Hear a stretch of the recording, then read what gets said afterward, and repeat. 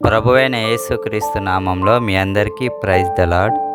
ఈరోజు బైబిల్ గ్రంథం నుంచి సామెతలు 8వ అధ్యాయం 7 నుంచి 13 వచనాలు చదువుకుందాము.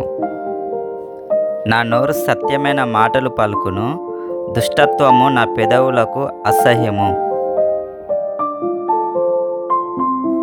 నా నోటి మాటలన్నీ నీతిగలవి, వాటిలో మూర్ఖత అయినను కుటిలత అయినను లేదు.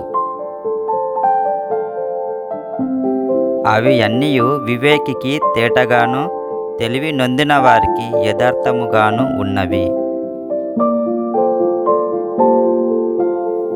వెండికి ఆశపడక నా ఉపదేశము అంగీకరించుడి, మేలిమి బంగారు నాశింపక తెలివి నొందుడి.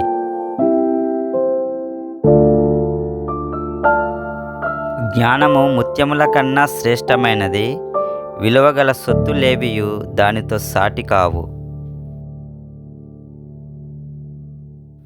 జ్ఞానమును నేను చాతుర్యమును నాకు నివాసముగా చేసుకొని ఉన్నాను, సదుపాయములు తెలుసుకొనుట నా చేతనగును.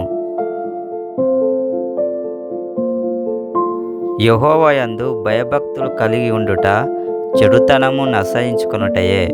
గర్వము, అహంకారము, దుర్మార్గత, కుటిలమైన మాటలు నాకు అసహ్యములు.